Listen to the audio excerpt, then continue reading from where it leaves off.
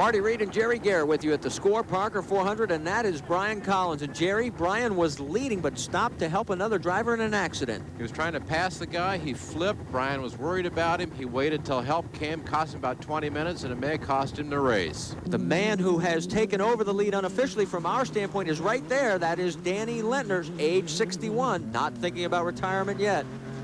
And 231, very close behind, is the brother team of Tim and Ed Herbst in a Chenoweth Porsche. Then 217, again, the Mike Lund Buzzcombe entry right in the middle of the battle for Class 2 honors. This one is still up for grabs. Meanwhile, this is Dave Schopp again. He struggled for years to land a factory contract, and he thinks the increased involvement of the manufacturers has been one of the keys to the increased competitiveness in Class 8. Well, I think with the entry of more sponsorship and more interest from private enterprise in this sport, which is really good. I think we're seeing better vehicles. I think we're seeing a lot closer attention paid to, construction methods. This thing's getting real serious, and we can see 7 or 8 real strong competitors the whole year with first-class equipment and some really quick new trucks. Well, Dave is definitely one of those 7 or 8 potential winners, and right now he's enjoying about a 30-minute lead in the class. And continuing to cruise along. Notice again, we pointed out earlier, but whenever you see those rack of tires in place, that's a good sign that the truck is running without problem. Speaking of good running, Mike Sharinga, he has taken over second place unofficially. And right behind them, Robin Tulliners, who was second after the first Arizona lap, but he's dropped back 1 notch now. That doesn't matter. Those 2 drivers, that would be the best finishes for them in a long, long time. 813 is coming into view. That's Chris and Larry Miner, the truck Steve Kelly drove the last several years, owned by businessman Larry Miner, Chris's father. He operates a 3-car drag racing team on the NHRA circuit. And he grows a lot of potatoes. An awful lot. This is the car that we show as the overall leader. Now, that's number 112, but we've got to check those times. We want to emphasize that.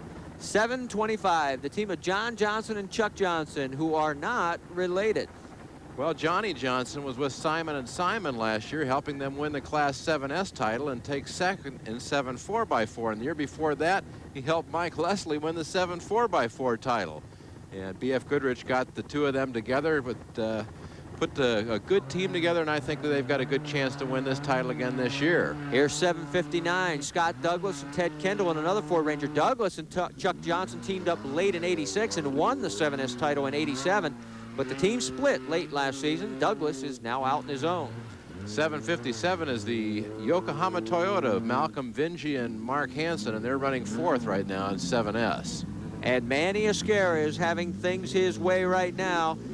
We have him up by 30 minutes on the class and in control of the race. Still no hood on the car, but it doesn't seem to be affecting the Motorcraft Ford.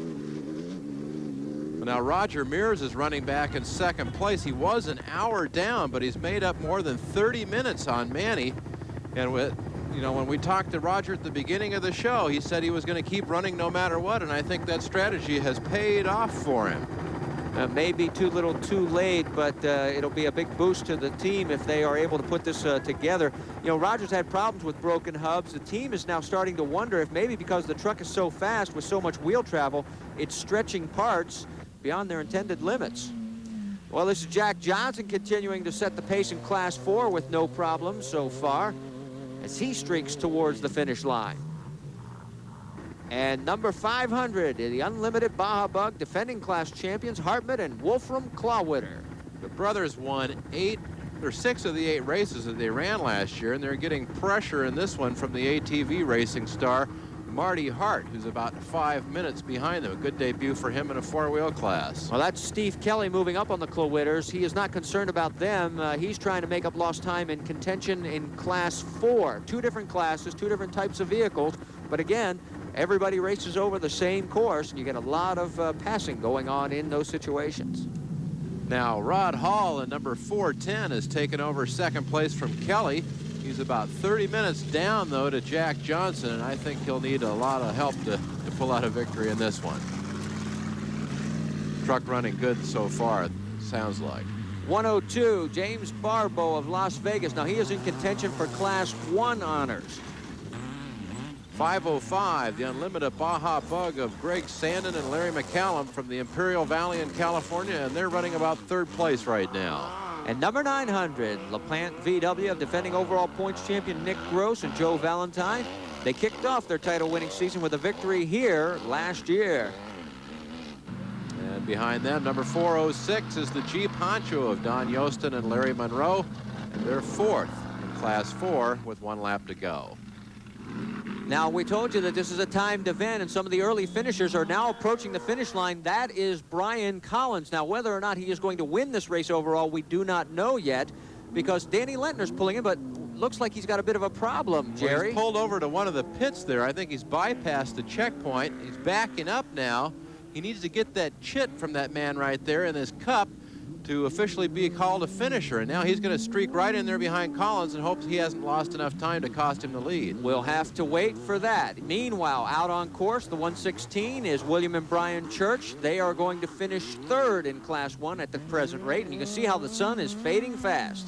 And we believe, yes, this is 10-19, Craig Watkins and Greg Aronson, and they have led Class 10 all day long. 10:30, the team of Dennis Green and Mike Jolson in the Jimco VW. They're about 10 minutes down to the leaders in their class, but it does not look like they have enough miles left to catch up. And this is a very steep part of the race course here. And as we pointed out, the lights are now on as the sun is falling behind the hills here in Parker, Arizona.